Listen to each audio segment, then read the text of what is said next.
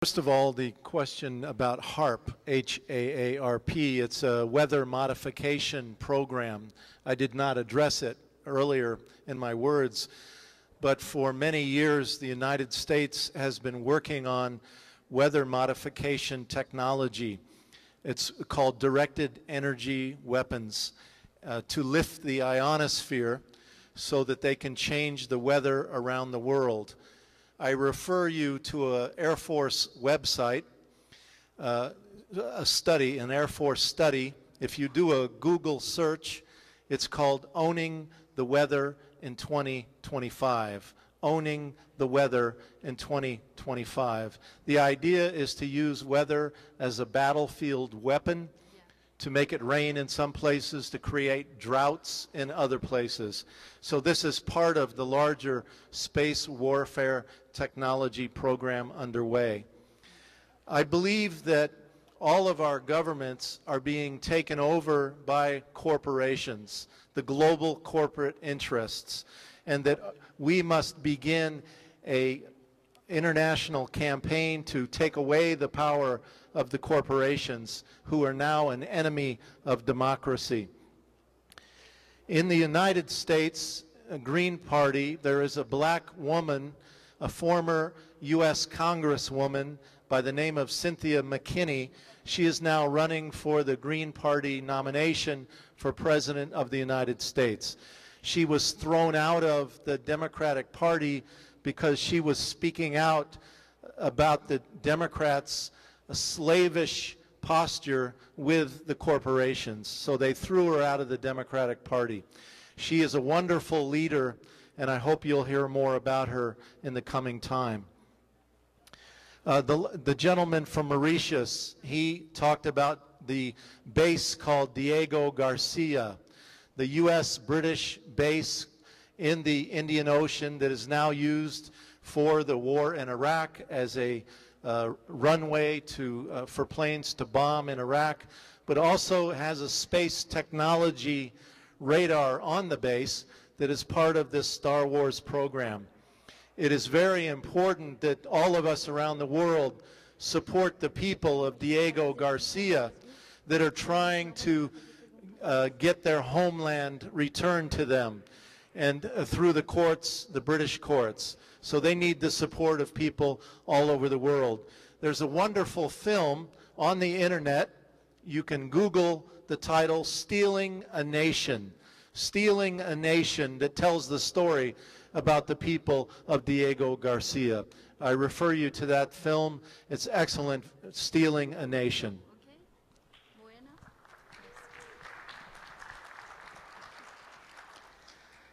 I would like to answer the question of the lady from Australia first. French Polynesia has begun since 2004 with, in partnership with the French state. They dedicated 1.8 million euro per year for the conservation of the biodiversity due to this climate change. But of course, alone, small as we are, it's still not enough. We need the help of not only from Australia, but from a global help. This is a responsibility from everyone. Concerning the Pacific Islands, as you realize that no one has come to represent the other islands. We feel very vulnerable next to the big industrial islands, countries.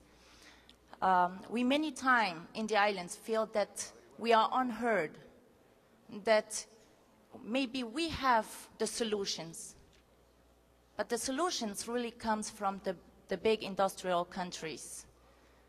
We don't have any industries. For French Polynesia, we live off of fish and the sea, tourism, and the black pearl production. And a good example to take now and to really think the evolution has gone quicker than ever. Tuvalu and Kiribati is a perfect example. What are we going to do with the people of Tuvalu and Kiribati? These are our only 2 islands. What are we going to do with the other islands when time will come? For French Polynesia, it is impossible for Tahiti to take all of the population living on the atolls. There is no space. So it is really time to start thinking of something. It is time to double up our efforts. We are part of France that we respect, but I doubt that any Polynesian person would like to go and live 20,000 kilometers away from their home. What should we do with them? Thank you.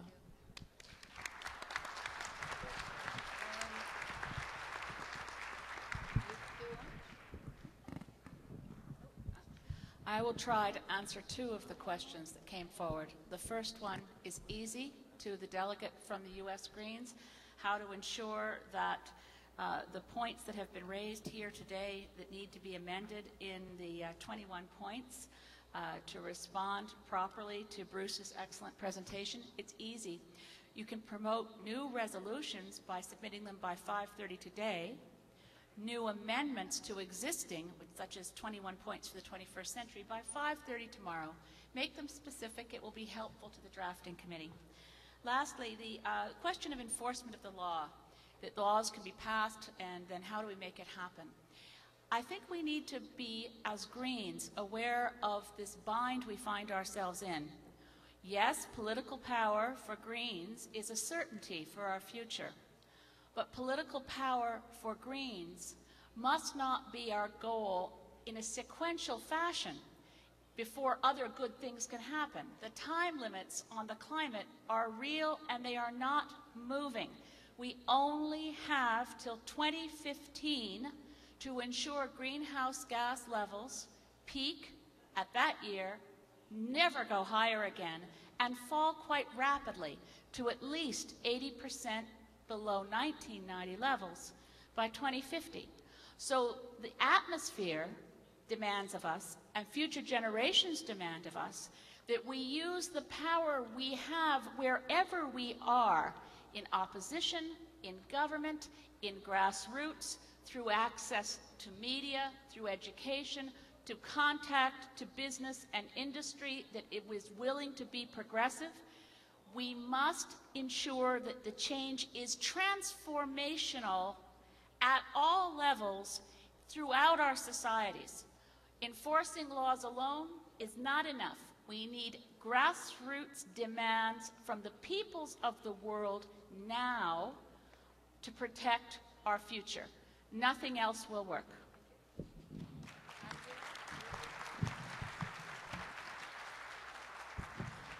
Ok, se não tem problema eu vou falar português.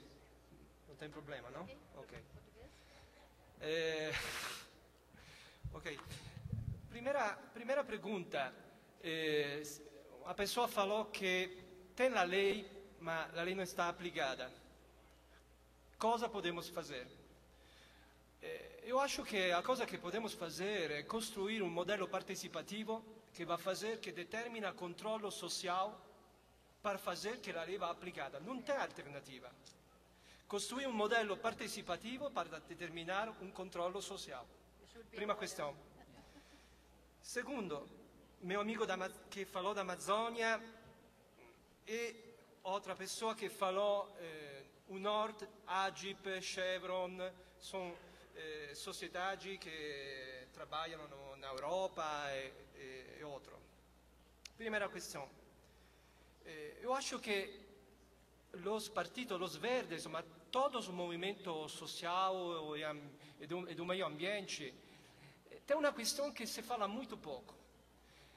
Quando si va a fare grande trattato commerciale, accordo commerciale, entre Estados Unidos o China, Europa, China o otro lugar, non c'è un codice etico. non è un codice che va a subordinare il rispetto dei diritti umani e dei diritti ambientali antes fazer o acordo comercial. Esta é uma questão que devemos, tem uma, todo mundo conhece o Global Compact das Nações Unidas, mas devemos fazer uma grande luta para fazer que tenha um código ético antes de fazer um acordo comercial. Segunda questão é que para a Amazônia está muito importante fazer cooperação, muita cooperação, entre não somente os verdes, mas ONG, e toda a gente que trabalha no mundo para preservar a natureza. Mas a Amazônia não é somente a natureza. Na Amazônia tem um problema social. E o problema social da Amazônia é a batalha, a luta de Chico Mendes, a luta de Suor Dorothy, che fu matata da madereros e soggeros. Allora tem una politica che è una politica di cooperazione che noi dobbiamo sostenere. Terza questione, e vou a terminare. Io acho che, non voglio parlare di politica brasileira, ma io acho che c'è un problema.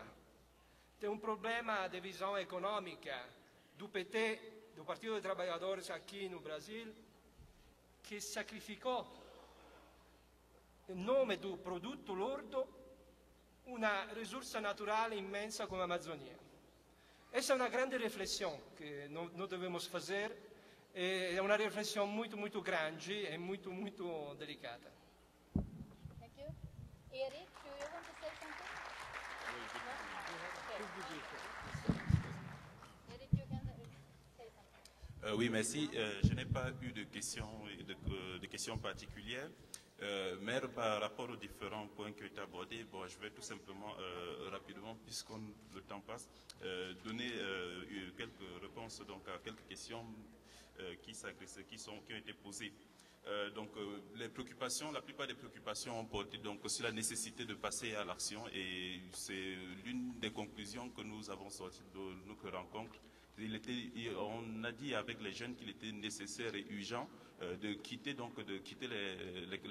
les amphithéâtres des conférences et de passer à l'action. Parce qu'il est important, quelque chose d'important, c'est de discuter, de trouver des solutions sur le papier, mais autre chose justement, et c'est le plus compliqué, le plus difficile, c'est d'appliquer ces réalités-là sur le terrain. Et l'un des intervenants tout à l'heure a souligné cet aspect, c'est la nécessité d'éduquer la jeunesse, c'est d'éduquer les jeunes, parce que les droits des personnes sont violés quand ils ne les connaissent pas. Il y a beaucoup de résolutions sur le papier, il y a beaucoup de textes internationaux que nos États ont signés, mais quand les populations ne sont pas au courant de ces textes-là, quand ils ne sont pas au courant de ces documents, il est évident que leurs droits peuvent être donc allègrement violés sans qu'ils ne s'en rendent compte et sans qu'ils ne se soucient. Donc, puis y arriver, donc, je pense que le Congrès, nous sommes au Congrès, nous sommes en train de travailler, c'est pour ça, c'est pour implémenter cette coopération-là. Et depuis le début, on a déjà commencé à faire des échanges. Et d'autre part, il est urgent, donc, comme je le disais tantôt dans ma présentation, que nous soutenons donc les activités donc, des jeunes et que nous renforçons la coopération donc, entre les différentes régions, parce que c'est une question globale, interdépendante. On ne peut pas la résoudre seulement dans le Pacifique et laisser l'Asie ou l'Afrique de l'autre côté. Il est nécessaire d'agir globalement. Merci. Thank you.